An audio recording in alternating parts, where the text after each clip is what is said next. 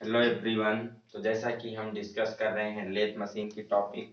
पिछले वीडियो में हमने जाना था जो लेथ पे सिंगल पॉइंट कटिंग टूल प्रयोग किया जाता है उसमें कौन कौन से एंगल होते हैं और उनका क्या प्रमुख योगदान होता है। तो इस वीडियो से हम स्टार्ट करने वाले हैं लेथ के ऑपरेशंस के बारे में। चलिए स्टार्ट करते हैं। सबसे पहला जो लेथ का ऑपरेशन होता है वो होता है फेसिंग। कोई भी जॉब लेथ पे टर्न करने से पहले हमें क्या करना होता है, लंबाई के लिए पेच निर्धारित करना होता है। तो बेस के लिए क्या करते हैं, हम सबसे पहले जॉब की फेसिंग करते हैं। जैसे मान लीजिए ये हमारा कोई रफ मटेरियल जॉब है। अब इस पे हमें कोई भी ऑपरेशन करना है तो सबसे पहले इसका फेस क्या होना चाहिए, मतलब समतल होना चाहिए। तो इस फेस को समतल बनाने के लिए क्या जाता है, फेसिंग प्रक्रिया की जाती है। ठीक, फेसिंग में क्या होता है, इसमें जॉब को सबसे पहले हम चक में, फेस प्लेट में, किसी भी मतलब होल्डिंग डिवाइस के द्वारा होल्ड करके टूल को, जो भी फेसिंग टूल है या टर्निंग टूल है, उसको हम सेंटर हाइट पे सेट करके क्या करते हैं, जॉब के एक्सिस के लंबवत। लंबवत का मतलब क्या है, राइट एंगल 90 डिग्री पर। जैसे कि मान लीजिए ये आपका कोई जॉब है, ठीक, ये हमारा कोई वर्क पीस बंधा हुआ है, इसका ये क्या है, एक्सिस है। तो इस एक्सिस के लंबवत राइट एंगल पे कटिंग टूल को फेर दिया जाता है इस डायरेक्शन में, जिसे हम क्रॉस फीड के नाम से जानते हैं। ठीक, तो इस डायरेक्शन में लॉन्गिट्यूडनल 90 डिग्री पर फीड देते हुए यहाँ से क्या करते हैं, यहाँ सरफेस से हम मटेरियल को हटाते हैं। इस प्रक्रिया को किस नाम से जाना जाता है, फेसिंग के नाम से जानते हैं। इसके लिए जो फेसिंग का टूल प्रयोग किया जाता है, जनरली उसका जो कटिंग एंगल होता है 58 डिग्री, 58 डिग्री रखा जाता है। ये भी एग्जाम में कभी कभी पूछ लिया जाता है। अकॉर्डिंग टू यूज के अनुसार फेसिंग में से दो प्रकार की होती है, एक होती है रफ फेसिंग, एक होती है फिनिश फेसिंग। रफ फेसिंग जब हमें जॉब को मतलब साइज के काफी नजदीक लाना होता है, ठीक है, जैसे मान लीजिए रॉ मटेरियल है, उसका साइज ज्यादा है, तो हमें क्या करना है, उसको थोड़ा साइज के नजदीक लाना है। तो वहां पर हम क्या करते हैं, रफ फेसिंग करते हैं। इसमें फीड ज्यादा रखी जाती है, फीड की मात्रा लगभग 0.3 से लेकर के 1.5 के बीच में रखी जाती है। रफ फेसिंग में डेप्थ ऑफ कट भी ज्यादा देते हैं, लगभग 2 mm से लेकर के 5 mm तक का डेप्थ ऑफ कट दिया जाता है। ठीक, सबसे जो मेन इंपॉर्टेंट पूछा जाता है कि रफ फेसिंग में हम टूल को फीड किस प्रकार देते हैं। तो फीड दो प्रकार दिया जा सकता है। एक होता है जैसे मान लीजिए आपका कोई वर्क पीस है, ठीक, इस फेस पे हम फेसिंग कर रहे हैं, इसका सेंटर है। तो एक होता है मतलब सरकमफ्रेंस, परिधि से लेके सेंटर की तरफ फीड देते हैं। और दूसरे प्रोसेस में क्या होता है, सेंटर से लेकर के परिधि की तरफ फीड दिया जाता है। ठीक, तो रफ फेसिंग में हम क्या करते हैं, फ्रॉम सरकमफ्रेंस टूवर्ड सेंटर, मतलब परिधि से लेकर के हम सेंटर की तरफ मटेरियल को हटाते हैं, मतलब परिधि से लेकर के सेंटर की तरफ को फीड दी जाती है। तो ये चीज ध्यान में रखना है। नेक्स्ट आता है फिनिश फेसिंग। फिनिश फेसिंग में क्या होता है, फीड बहुत कम रखी जाती है, लगभग 0.05 के करीब। और डेप्थ ऑफ कट जो हम देते हैं, कट की गहराई, वो भी काफी कम रखी जाती है, लगभग 0.1 के करीब डेप्थ ऑफ कट रखी जाती है। इसमें हम फिनिश फेसिंग में हमेशा फीड सेंटर से लेकर के परिधि की तरफ देते हैं, मतलब सबसे पहले हम कटिंग टूल को सेंटर पे सेट करते हैं, फिर वहां से हम धीरे धीरे मेटल को काटते हुए बाहर की तरफ लाते हैं। तो ये होती है फिनिशिंग, मतलब फिनिश फेसिंग की प्रक्रिया। रफ फेसिंग में हम क्या करते हैं, परिधि से सेंटर की तरफ फीड को देते हुए मटेरियल हटाते हैं। और फिनिश फेसिंग में सेंटर से हम स्टार्ट करते हुए बाहर की तरफ लाते हैं, धीरे धीरे मेटल काटते हुए। इसके लिए काफी ज्यादा स्किल्स की आवश्यकता होती है सेंटर से परिधि की तरफ फीड देने के लिए। तो ये थे फिनिशिंग फेसिंग के प्रोसेस। नेक्स्ट जो आता है, कभी कभी फेसिंग करते समय क्या होता है, कुछ डिफेक्ट हो जाते हैं, कभी concave shape, convex shape, tip वगैरह रह जाती है, तो इससे एग्जाम में क्वेश्चन पूछे जाते हैं। देख लेते हैं किस दोस्त का क्या कारण होता है। सबसे पहला आता है कॉनकेव फेस। मान लीजिए किसी वर्क पीस की हम क्या कर रहे हैं, फेसिंग कर रहे हैं, तो कुछ इस प्रकार का फेस बनता है। जैसे कि ये आपका कोई वर्क पीस है, इसकी हम फेसिंग कर रहे हैं, ठीक।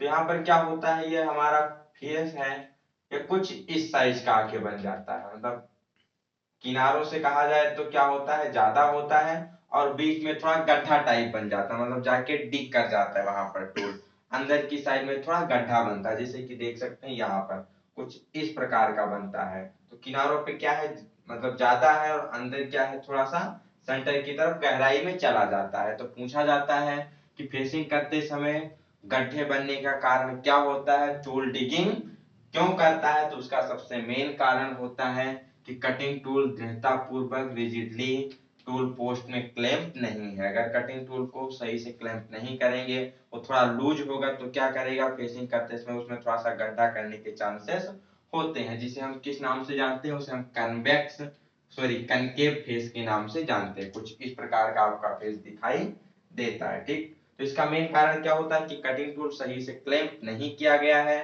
तो हमें फेसिंग क्रिया स्टार्ट करने से पहले देख लेनी चाहिए कि कटिंग टूल प्रॉपर होल्ड है या नहीं है। सही से होल्ड नहीं होगा तो जॉब में क्या करेगा, गड्ढा बनाएगा, डिगिंग करेगा। नेक्स्ट जो दोष होता है वो कन्वेक्स फेस होता है। कन्वेक्स फेस में क्या होता है, किनारों पर तो उभार कम होता है और बीच में उभार ज्यादा आ जाता है। ठीक, कुछ इस प्रकार का होता है इसमें। ये हो गया हमारा मटेरियल का फेस, ऐसे बन जाता है ये आके। ठीक, तो किनारों पे क्या है, मटेरियल कम है और बीच में थोड़ा सा ज्यादा है, मतलब कॉन्वेक्स फेस टाइप का बन जाता है।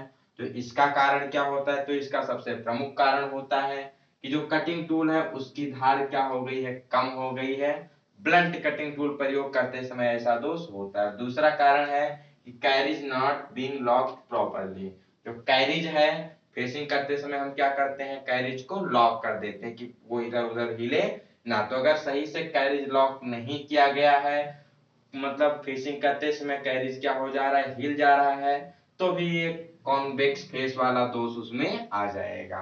तो सही से फेसिंग करने के लिए क्या करना चाहिए, टूल को प्रॉपर ग्राइंड कर लेना चाहिए और कैरिज को प्रॉपर लॉक कर देना चाहिए, जिससे कि उसमें कन्वेक्स फेस वाला दोष ना आ सके।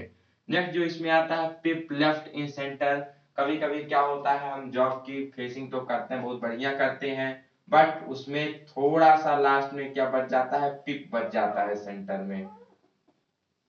सेंटर में थोड़ा सा पिप रह जाता है, जिससे कि सेंटर प्रॉपर रूप में नहीं बन पाता है। तो इसका क्या कारण होता है, तो इसका सबसे मेन एक ही कारण होता है कि जो कटिंग टूल हम प्रयोग कर रहे हैं उसे हमने सेंटर हाइट में सेट नहीं किया है। सेंटर हाइट से थोड़ा सा नीचे या सेंटर हाइट से थोड़ा सा ऊपर सेट हो जाने से पिप बीच में बच जाती है। लिखा हुआ है cutting tool not being set correct centre height. Cutting tool को प्रॉपर सेंटर हाइट पे सेट नहीं करेंगे तो पिप का दोष आता है। तो इसे बचने के लिए ऑपरेशन स्टार्ट करने से पहले हमें कटिंग टूल को प्रॉपरली सेंटर हाइट में सेट करना चाहिए। तो फेसिंग करते समय कौन कौन से दोष आते हैं, एक होता है कॉनकेव फेस। कारण क्या होता है, टूल प्रॉपरली क्लैंप नहीं है। एक तो वह क्या करता है, गड्ढा टाइप बनाता है। दूसरा कॉन्वेक्स फेस, इसका कारण क्या होता है, ब्लंट कटिंग टूल या फिर जो कैरिज है लॉक नहीं किया गया है, जिससे कि उसमें क्या होगा, थोड़ा सा फेस पर उभार टाइप बनेगा। तीसरा पिप क्यों बच जाता है सेंटर में, तो अगर हम टूल को सेंटर हाइट पे सेट नहीं करते, उसे नीचे ऊपर सेट करते हैं तो बीच में पिप बच जाता है। तो ये थी फेसिंग प्रक्रिया। इसके बाद नेक्स्ट आती है प्लेन टर्निंग की। प्लेन टर्निंग को ही कह सकते हैं समांतर टर्निंग के नाम से भी जाना जाता है। जाप के अक्ष के समांतर लॉन्गिट्यूडनल फीड देकर वर्क पीस के सरफेस पर से एक समान रूप से लंबाई में धातु को हटाना ही प्लेन टर्निंग के नाम से जाना जाता है। कोई आपका वर्क पीस है, सपोज दैट ये आपका कोई वर्क पीस है। अब इसमें हम क्या कर रहे हैं, फेसिंग में हम लॉन्गिट्यूडनल फीड देते थे, मतलब उसके 90 डिग्री पर। टर्निंग में क्या करते हैं, हम उसमें समानांतर फीड देते हैं, सॉरी उसमें हम क्रॉस फीड देते थे 90 डिग्री पर। यहाँ क्या करते हैं, हम लॉन्गिट्यूडनल फीड देते हैं उसके एक्सिस के समांतर। ठीक, कुछ इस प्रकार से हम कटिंग टूल को मूव करवाते हैं। तो ये हमारा एक्सिस है। अब एक्सिस के समानांतर पैरेलली हमारा टूल ऐसे मूव करता है, तो इसे हम कहते हैं लॉन्गिट्यूडनल फीडिंग। तो यहाँ से सरफेस पे से एक समान रूप से मटेरियल को हटाना ही क्या कहलाता है, प्लेन टर्निंग के नाम से जाना जाता है। प्लेन टर्निंग क्यों की जाती है, जाप के सरफेस से एक समान रूप से धातु को हटाकर इच्छित साइज में बनाने के लिए प्लेन टर्निंग प्रक्रिया की जाती है। ये दो पदों में संपन्न होती है। सबसे पहले होती है रफ टर्निंग। रफ टर्निंग का प्रयोग किया जाता है जाप को मतलब इच्छित साइज के निकट लाने के लिए। मान लीजिए 10 mm का हमें कोई प्लेन टर्न करना है और स्टॉक का साइज 15 mm है, तो सबसे पहले हम क्या करेंगे, रफ टर्निंग करेंगे। रफ टर्निंग करने समय तो जॉब की स्पीड होती है, सॉरी बहुत कम रखी जाती है स्पिंडल की स्पीड, और फीड ज्यादा रखी जाती है और डेप्थ ऑफ कट भी ज्यादा दिया जाता है। तो पूछा जाता है कि रफ टर्निंग करते समय स्पीड कितनी होती है, तो बहुत कम रखी जाती है, फीड ज्यादा होती है और डेप्थ ऑफ कट भी ज्यादा रखी जाती है, धीरे धीरे वो स्टॉक साइज के मतलब फिनिश साइज के निकट लाया जाता है इससे। नेक्स्ट आती है फिनिश टर्निंग। जब जॉब हमारा काफी ज्यादा फिनिशिंग के पास में आ चुका होता है तो क्या करते हैं हम धीरे धीरे फीड और डेप्थ ऑफ कट को कम करते जाते हैं और स्पीड को बढ़ाते जाते हैं। तो ये जो प्रक्रिया होती है इसे फिनिश टर्निंग के नाम से जाना जाता है। इसमें जो प्राइस स्पिंडल की स्पीड होती है रफ टर्निंग की 1.5 से 2 गुनी की अपेक्षा लगभग रखी जाती है। इसमें फीड काफी कम देते हैं और डेप्थ ऑफ कट भी काफी कम रखा जाता है, जिससे कि वो मटेरियल ज्यादा ना हटा सके, केवल उसको जो रफ टर्निंग के द्वारा उस पर स्क्रैचेस वगैरह बन गए उसको आराम से फिनिश कर सके। तो ये है फिनिश टर्निंग। टर्निंग के बाद जो नेक्स्ट स्टेप होता है इस पे वो आती है स्टेप टर्निंग। प्लेन टर्निंग के बाद स्टेप टर्निंग क्या होता है, कोई एक जॉब है, एक ही जॉब में विभिन्न विभिन्न लंबाइयों पर विभिन्न विभिन्न डायमीटर के स्टेप बनाना ही क्या कहलाता है, स्टेप टर्निंग के नाम से जाना जाता है। मान लीजिए ये हमारा कोई जॉब है जिसमें इतने लंबाई तक हमारा इतना डायमीटर है 10 mm का, फिर थोड़े दूर तक लंबाई तक 8 mm का डायमीटर है, उसके बाद थोड़े लंबाई तक क्या है 5 mm का डायमीटर है।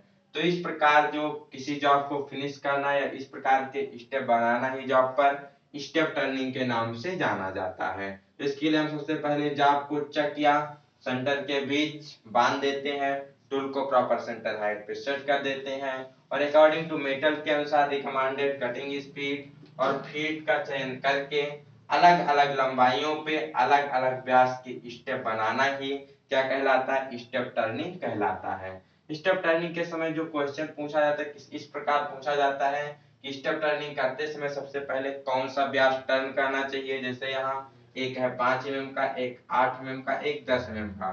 तो सबसे पहले कौन सा जॉब हमें टर्न करना चाहिए, तो सबसे पहले मेजर डायमीटर जो सबसे अधिक डायमीटर वाला जॉब होता है उसको टर्न किया जाता है, उसके बाद उससे कम डायमीटर वाला, उसके बाद उससे कम डायमीटर वाला। तो ये चीज ध्यान में रखनी है। नोट देख के यहाँ पर हमने लिख भी दिया है कि सबसे पहले जॉब का अधिकतम व्यास वाला जो होता है मेजर डायमीटर होता है उसको बनाते हैं, उसके बाद उससे छोटा डायमीटर, उसके बाद उससे छोटा डायमीटर बनाया जाता है। तो नेक्स्ट स्टेप टर्निंग के बाद ऑपरेशन आती है चैम्फरिंग। किसी भी जॉब की टर्निंग करने के बाद क्या होते है जो उसकी एज होती है काफी ज्यादा शार्प होती है, उस पर कुछ पर्स वगैरह भी लगे रहते हैं और उसको हैंडल किया जाए तो क्या हो सकता है, कुछ तब हमारे हाथों में उसके कण गड़ सकते हैं, कुछ एक्सीडेंट होने की संभावना रहती है। या फिर अगर कोई होल और शाफ्ट को टर्न कर रहे हैं तो क्या होंगे, प्रॉपर असेंबली उसकी नहीं हो पाती है। तो इस दोष से बचने के लिए क्या करते हैं उसके सिरे को हम थोड़ा सा बेवल्ड कर देते हैं। जैसे कि ये हमारा प्लेन टर्निंग किया हुआ जॉब है तो इसके सिरों को हम क्या करेंगे थोड़ा सा 45 डिग्री या 30 डिग्री या 60 डिग्री में कुछ इस प्रकार से बेवल कर दिया जाता है, जिससे कि ये देखने में भी काफी अच्छा लगता है और जिसके शार्प एज होते हैं कॉर्नर्स होते हैं वो भी आराम से हट जाते हैं। तो इसी प्रक्रिया को चैम्फरिंग के नाम से जाना जाता है। देख लेते हैं। तो ये एक प्रकार का operation of bevelling edge of work piece और होल। कोई भी वर्क पीस है प्लेन टर्न किया हुआ या फिर कोई होल है उसके एज को उसके कॉर्नर को क्या करना थोड़ा सा बेवल करना ही क्या कहलाता है, चैम्फरिंग कहलाता है। अब चैम्फरिंग के पर्पज क्या होता है, इसका मेन उद्देश्य क्या होता है, आखिर चैम्फरिंग क्यों की जाती है। सबसे पहला होता है to remove burrs and sharp edges. जो भी किनारों पर बर्स है या फिर जो शार्प एज है उसको रिमूव करने के लिए, जिससे कि उसको प्रॉपर हैंडल किया जा सके। नेक्स्ट होता है easy assembly of matching part. कोई मैचिंग पार्ट मान लीजिए कोई होल और शाफ्ट आपस में मैच कर रहा है तो अगर थोड़ा सा वो बेबल होगा तो आराम से उसमें इजी मैचिंग हो जाएगी, बेबल नहीं होगा तो पहले उसमें फिट नहीं होगा। ठीक, जैसे कि जब हम लोग टाइपिंग वगैरह करते हैं तो देखते हैं वहां पर जो टैप होता है उसके किनारे को थोड़ा सा चेम्पर करते हैं जिससे वो इजीली उसमें जाके आराम से बैठ जाता है। नेक्स्ट इसके मेथड क्या होते हैं, आखिर चेम्फरिंग कितने प्रकार से हम कर सकते हैं। तो सबसे पहला होता है बाई चेम्फरिंग टूल के द्वारा। स्पेशली चेम्फरिंग करने के लिए चेम्फरिंग टूल होता है जिसका एंगल 45 डिग्री पे प्रॉपरली ग्राइंड किया हुआ होता है। अगर चेम्फरिंग टूल उपलब्ध है तो उसको हम सेंटर हाइट पे सेट करके जॉब के एक्सिस के 90 डिग्री में कह सकते हैं क्रॉस फीड दे करके हम चैम्फरिंग प्रक्रिया करते हैं। यह चैम्फरिंग टूल उपलब्ध नहीं है, नोज रेडियस वाला सिंपल नाइफ टूल उपलब्ध है तो भी उसको क्या करते हैं इजिली टूल को सेट करके सेंटर हाइट पे हम एंगुलर फीडिंग देते हैं। एंगुलर फीडिंग मतलब जो हमारा कंपाउंड स्लाइड है उसको जितने डिग्री पर चैम्फर करना है सबसे पहले सेट कर लेंगे, 45 degree, 30 degree, 60 degree, generally 45 degree पर उसको सेट करके क्या करते हैं, क्रॉस फीड देते हैं और आराम से चैम्फरिंग कर लेते हैं। कुछ ऐसे भी कंडीशन होते हैं जहां पर हमें काफी ज्यादा फाइन फिनिशिंग की आवश्यकता नहीं होती, तो वहां हम फाइल्स के द्वारा भी चैम्फरिंग कर सकते हैं। जो फाइल आती है रेती उसके द्वारा भी हम थोड़ा सा 45 डिग्री पर घिसकर उसको चैम्फर कर सकते हैं, जहां पर ज्यादा फिनिशिंग की आवश्यकता नहीं होती है वहां पर। ठीक, तो यह था चैम्फरिंग के बारे में। नेक्स्ट इस पे डिस्कस करते हैं फॉर्म टर्निंग के बारे में। जैसे कि आपने हैंडल वगैरह देखा होगा जो पकड़ने वाले होते हैं, तो उस पे क्या होता है, कुछ अलग टाइप का होता है शेप, कुछ इस प्रकार का। जैसे आपने हैंडल देखा होगा जो फाइल वगैरह के हैंडल प्रयोग करते हैं, कुछ इस प्रकार के उसमें स्पेशल प्रोफाइल कनकेव और कॉन्वेक्स सरफेस होती है।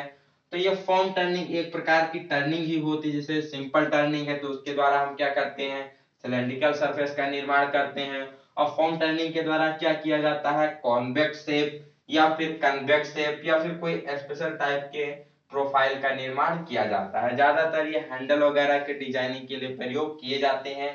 इसके साथ साथ जो बॉल की रेसेस होती हैं, बॉल मतलब जो बेयरिंग की रेसेस होती हैं, वहां पर भी ये प्रक्रिया की जाती है। इसके साथ जो ऑटोमोबाइल के कुछ पार्ट्स होते हैं उसमें भी फॉर्म टर्निंग की प्रक्रिया की जाती है।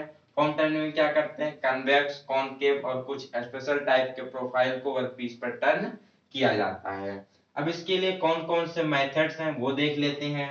तो सबसे पहला मेथड है बाई फॉर्म टूल। इसके लिए स्पेशली डिजाइन किया हुआ फॉर्म टूल आता है जिसके द्वारा फॉर्म टर्निंग की जाती है। टूल उपलब्ध नहीं है तो फिर bye combination feed. Combination feed का मतलब क्रॉस फीड और लॉन्गिट्यूडनल फीड। इसके लिए बहुत ज्यादा स्किल कारीगर की आवश्यकता होती है बाय कॉम्बिनेशन फीड के लिए। जैसे अगर आपको लेथ मशीन पर एक बॉल को टर्न करना है तो क्या करना होता है, वो क्रॉस स्लाइड और कंपाउंड स्लाइड दोनों को मतलब एक साथ हमें फीड देना होता है। उसके लिए हमें दोनों हाथों से चलाना पड़ता है। अपने राइट साइड से हम क्या करते हैं, कंपाउंड स्लाइड को फीड देते हैं लॉन्गिट्यूडनल डायरेक्शन में, और उसके साथ साथ हम क्या करते हैं, कैरिज की सहायता से अपने लेफ्ट हैंड से उसको हम क्रॉस फीड देते हैं। तो एक साथ हमें क्रॉस स्लाइड और कंपाउंड स्लाइड दोनों को चलाना होता है कॉम्बिनेशन फीड में। तो इसके लिए काफी ज्यादा स्किल की आवश्यकता होती है, जिससे कि हम क्या कर सकते हैं, इस प्रकार की टर्निंग कर सकते हैं, किसी बॉल वगैरह को लेथ मशीन पे टर्न किया जा सकता है। इसके साथ साथ बाय यूजिंग कॉपिंग अटैचमेंट के रूप में तब कुछ स्पेशल कॉपिंग अटैचमेंट आते हैं जिसको लेथ मशीन के कैरिज के अलग वाले भाग पे लगा के हम भी फॉर्म टर्निंग कर सकते हैं। या फिर जो कॉपिंग लेथ होती है, स्पेशल पर्पज की लेथ आती है, उसके द्वारा भी फॉर्म टर्निंग की प्रक्रिया की जा सकती है। बेसिकली किस लिए की जाती है, कोई हैंडल वगैरह है तो उस पे ग्रिपिंग आसानी से करने के लिए और वो देखने में सुंदर लगे, डेकोरेशन के लिए ये प्रक्रिया की जाती है। तो इसमें हमने कुछ बेसिक प्रक्रियाओं के बारे में डिस्कस किया, facing, plain turning, step turning, chamfering के बारे में। नेक्स्ट आने वाली वीडियो में हम डिस्कस करेंगे और सारे ऑपरेशंस के बारे में। तब तक के लिए अगर आपको कोई डाउट होता है तो आप चैनल पे पूछ सकते हैं। मिलते हैं नेक्स्ट वीडियो में। Have a good day, best of luck.